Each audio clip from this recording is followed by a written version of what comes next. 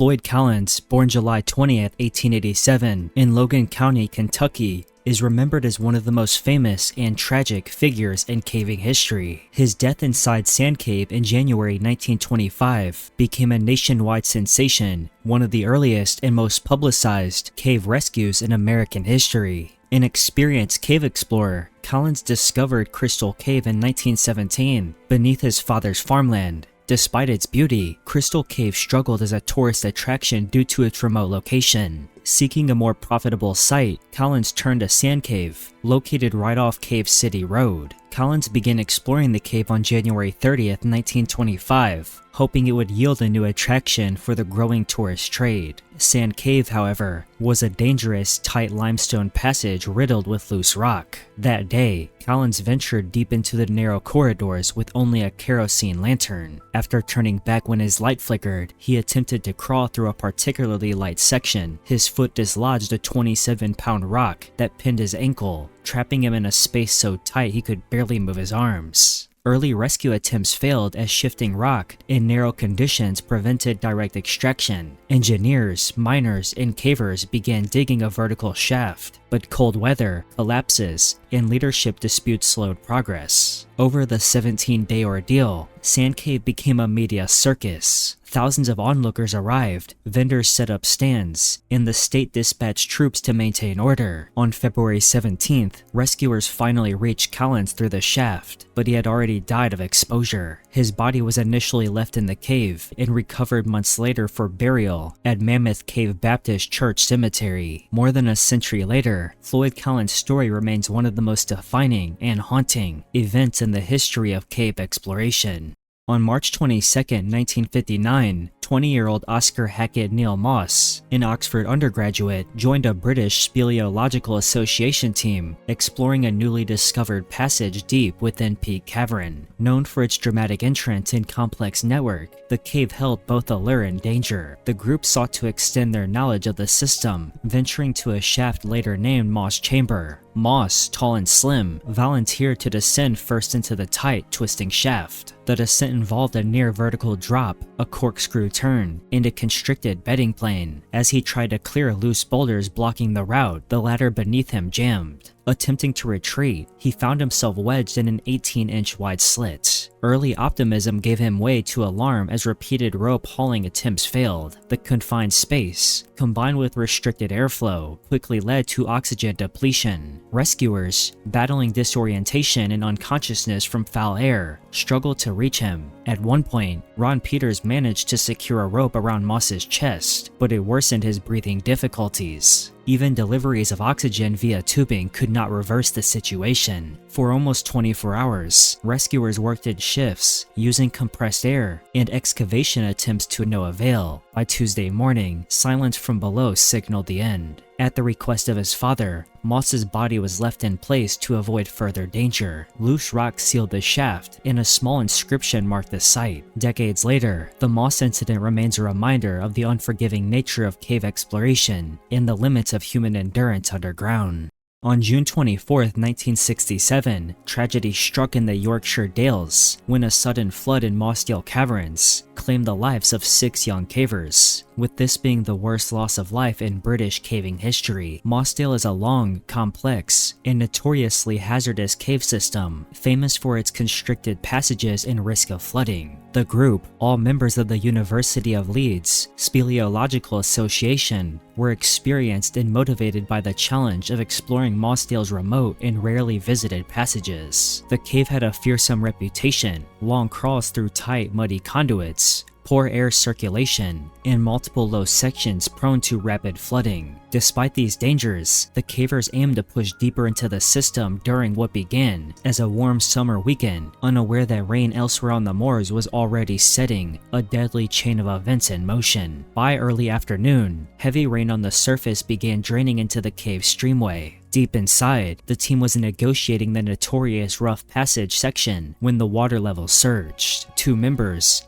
positioned near the entrance, managed to escape and raise the alarm. The others were further in, beyond multiple flooded constrictions. Rescue teams arrived quickly, but Mossdale's extreme remoteness meant precious time was lost, simply reaching the entrance. Inside, rescuers battled cold, fast-flowing water, and treacherous crawls, but the flood had cut off all hope of reaching the trapped cavers. Conditions continued to worsen, forcing a retreat before the system became impassable. In the aftermath, all 6 bodies were left in place, sealed behind rock walls to prevent future entry to the fatal passages, at the request of the families. To this day, the Mossdale Caverns flood stands as a stark reminder of the uncompromising power of nature underground.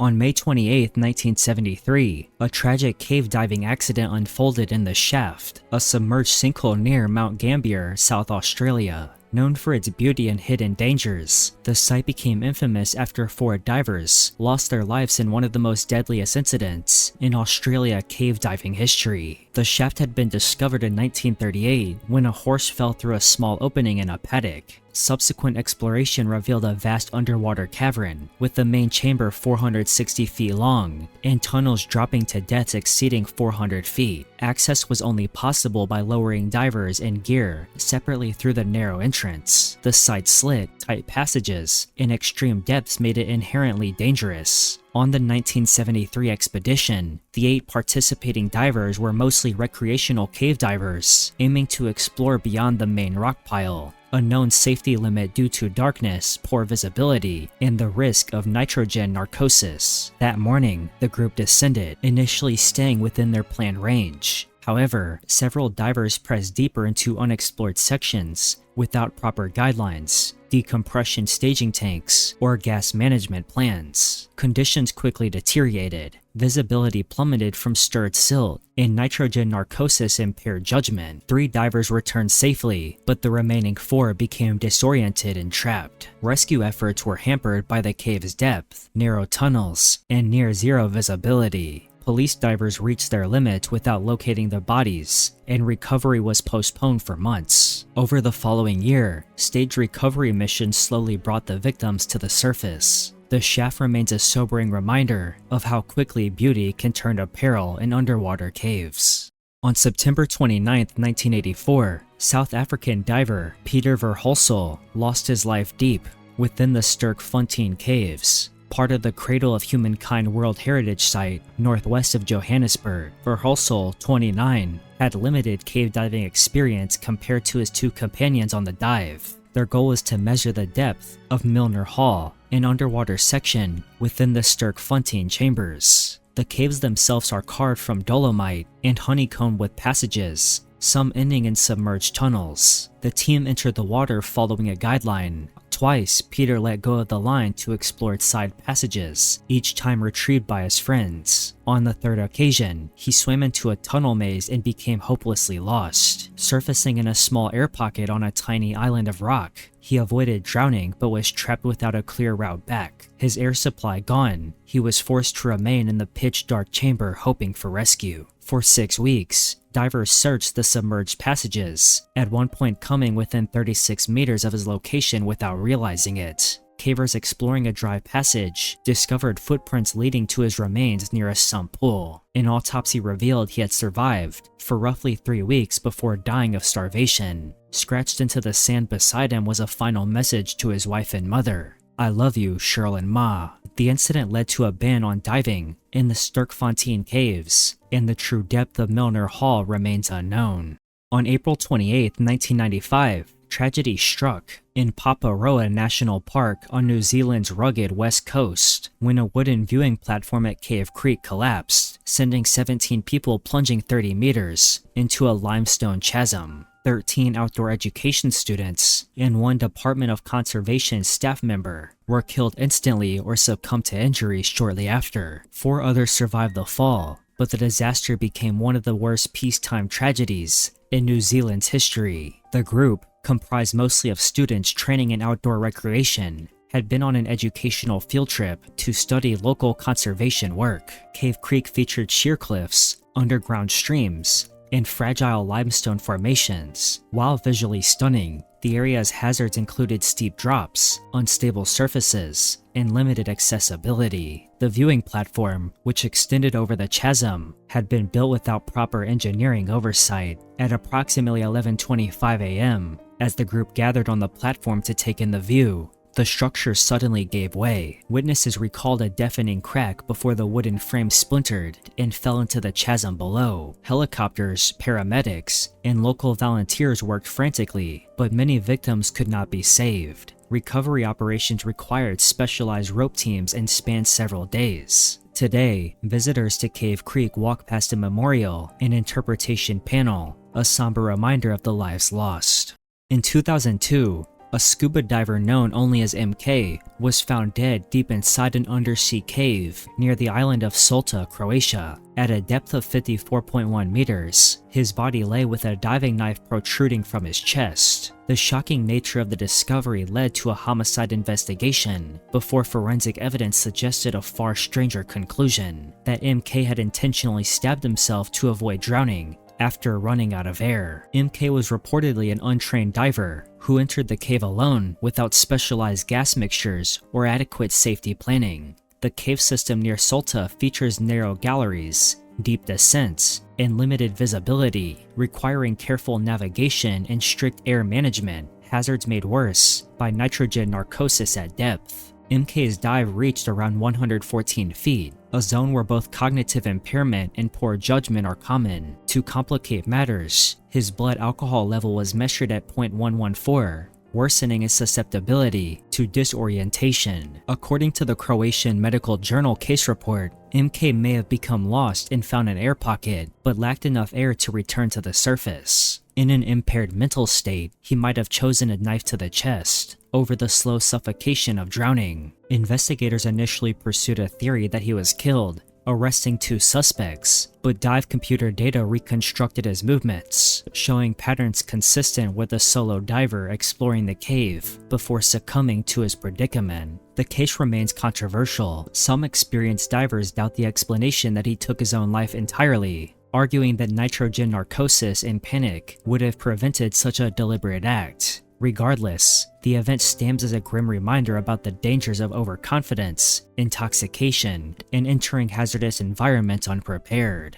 On October 13, 2007, tragedy struck southern Thailand. A group of tourists and guides entered the Tham Nam Tulu cave despite heavy rains and warnings from locals and park rangers. The resulting flash flood claimed 8 lives, making it one of the deadliest caving disasters in Thailand's history. The group consisted of 8 tourists, mostly from Europe, and 2 local Thai guides. Tham Nam Talu, about 750 meters long, is popular with adventure tourists for its wild, unlit passages and underground stream. The cave is normally traversed downstream, but it is known to be dangerous in the rainy season due to sudden water surges. At the time, the cave was officially closed, with warning signs posted in both Thai and English. Despite these precautions, the guides led the group inside. Around midday, midway through their journey, a powerful flash flood swept through the cave. Water depth rose from 50 centimeters to 10 meters in moments. A British couple managed to scramble onto a high ledge, but the rest of the group was swept away.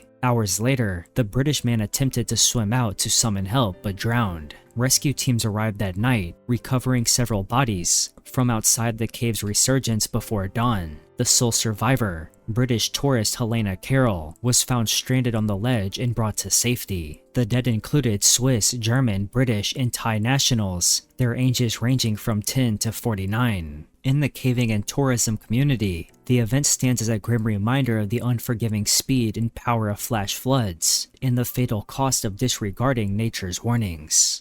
On November 24, 2009, 26-year-old John Edward Jones entered Nutty Putty Cave in Utah with friends and family, seeking an adventurous outing ahead of Thanksgiving. The hydrothermal cave, known for its twisting, claustrophobic passages, had been popular with spelunkers for decades, but carried a history of dangerous entrapments. Jones, a medical student and experienced outdoorsman, was visiting Utah from Virginia. He joined a small group exploring the cave's narrow sections, drawn by its challenge and familiarity to local cavers. Nutty Putty's passages included notorious tight squeezes, such as the Birth Canal and the Scout Eater. Though the cave had previously seen rescues, no fatality had occurred since its discovery in the 1960s. While navigating a tight vertical shaft he believed was the Birth Canal, Jones mistakenly entered a different, smaller passage. He became stuck head down in an 18-inch wide fissure, with his torso angled downward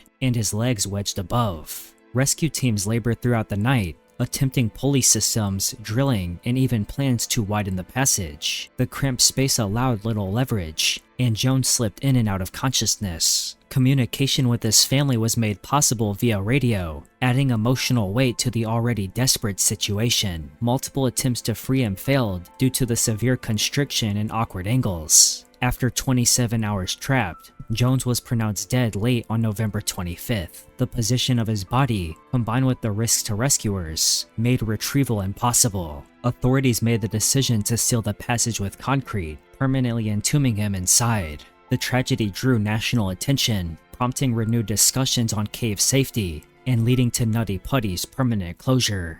In November 2020, 37-year-old Russian caver Sergei Kozeev embarked on a solo descent into Veryovkina Cave, the deepest known cave in the world, plunging 2,212 meters into the Arabica Massif of Abkhazia. Already notorious for its extreme vertical drops, flooded sections, and unpredictable conditions, the cave had claimed no known fatalities in its recorded exploration history until this event. Kozeev was an experienced speleologist and technical climber, known in Russian caving circles for his endurance and skill. Friends later reported that he intended the trip as a personal challenge, rather than part of an organized expedition. Kozeev's descent proceeded without a known incident until he reached depths beyond 1,100 meters. There, circumstances remain partly unclear. Reports suggest he suffered a fall, possibly due to equipment failure or fatigue while negotiating a rope pitch. Injuries left him unable to ascend,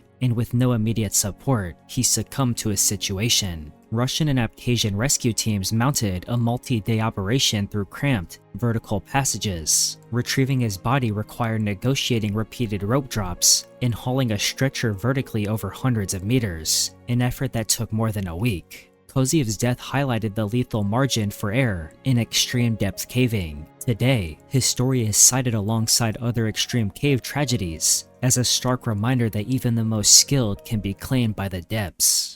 On October 4th, 2023, veteran cave diver Brett Hemphill entered Phantom Springs Cave in Texas, a site where he had once set a U.S. cave depth record a decade earlier. The system, known as the deepest submerged cave in the United States, is a notoriously demanding environment of long penetrations, deep descents, and hazardous currents. Hemphill, based in Dade City, Florida, was the president of Karst Underwater Research and a globally respected figure in deep cave exploration. His resume included groundbreaking exploration and mapping in Florida, Texas, Missouri, the Bahamas, the Dominican Republic, and Mexico. His return to Phantom Springs in 2023 came after newly obtained permission to revisit the cave, following a change in land ownership. The 2023 dive aimed to push beyond previous limits. Hemphill was estimated to have reached 174 meters, surpassing the US cave depth record by around 30 meters. Somewhere on the return leg, however, he failed to reappear. At over 3 kilometers inside the system, and 145 meters deep, the operation was immediately deemed more likely a recovery than a rescue. Multiple flooded passages, strong currents, and the extreme depth complicated every step of the effort. Hemphill's body was located days later, deep inside the cave. The recovery was described as one of the most technically demanding ever attempted in US cave diving. His death prompted widespread tributes from the diving community, with peers recalling him as both a pioneer and a mentor. The loss reignited discussions about the risks of deep penetration dives and the fine line between pushing exploration boundaries and surviving them.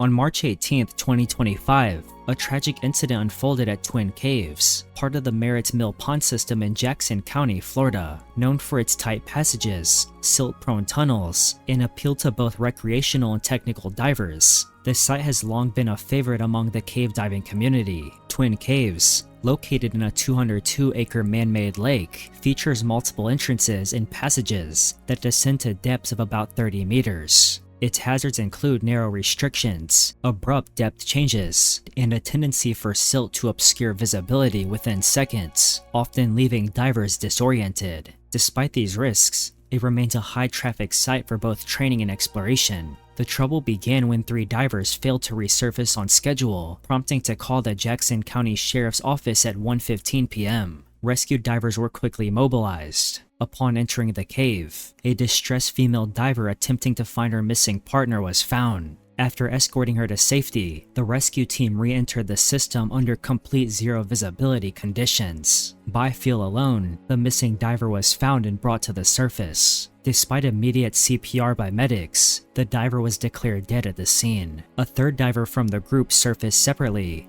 though details remain unclear about their escape route. The victim's death sparked renewed concern over safety protocols in high silt caves and the hazards of losing visibility during complex penetrations. In the aftermath, the local diving community honored the victim while commending the extraordinary bravery of the rescuers. Thank you very much for watching this video, and if you learned something, make sure to leave a like. Comment down below your thoughts on any of the cave deaths I discussed in this video, and subscribe if you would like to see a part 2 or more videos like this one. Thank you again, and goodbye.